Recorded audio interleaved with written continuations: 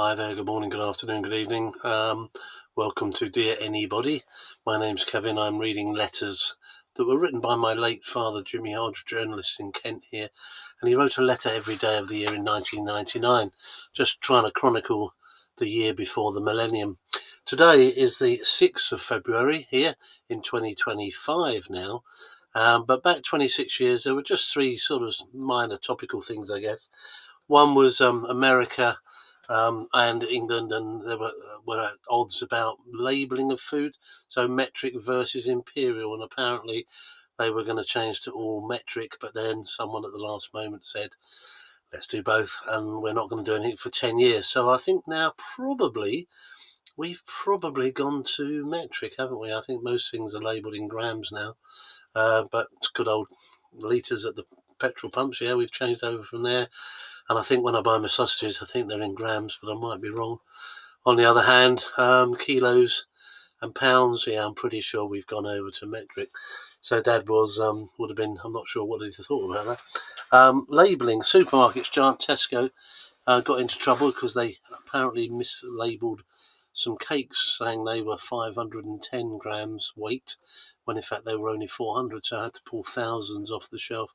So Jimmy was just saying, could you not just stick a label on? But I guess that's too easy, isn't it? Slightly interesting thing, apparently if you're a historian, Amy Johnson got shot down in the Thames in 1941.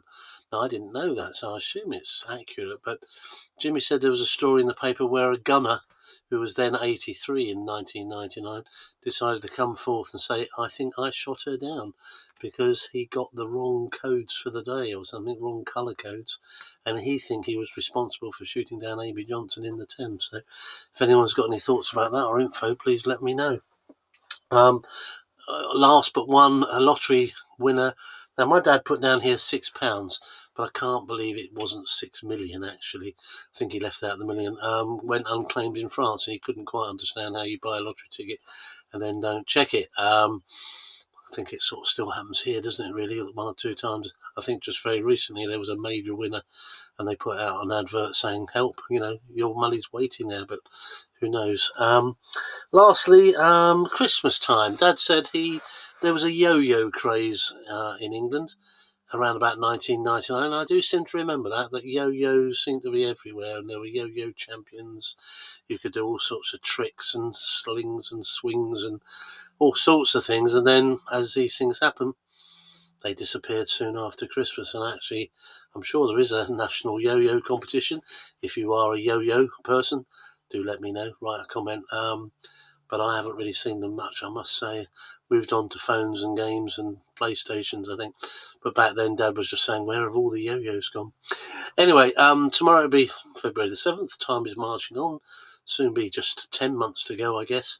In 225, let me just give you a snippet if you're watching this 25 years' time. Donald Trump, who probably would no longer be with us, I guess, in 25 years' time, was suggesting that the Gaza Strip and would be turned over to sort of American hands. So all of that sort of Gaza would become an American sort of colony, I think, rebuilding after the recent conflict there, making it into a Monaco-style resort. Where all the people would go, I think it's been likened to ethnic cleansing. It reminds me of a Star Trek film called Insurrection, where the inhabitants of a small planet were going to be repatriated because there was some sort of valuable resource nearby, and they had the same thing, take them all off planet and take them somewhere else. That said, of course, Gaza is now completely in ruins, lots of unspent munitions, and someone will have to rebuild that. So who that's going to be and how much it will cost remains to be seen, doesn't it? So we'll watch that one. Anyway, wherever you are, thanks for listening. Leave a comment, like, subscribe, or do whatever you want to do. And I'll see you again tomorrow. All right, there you go. Thanks, bye.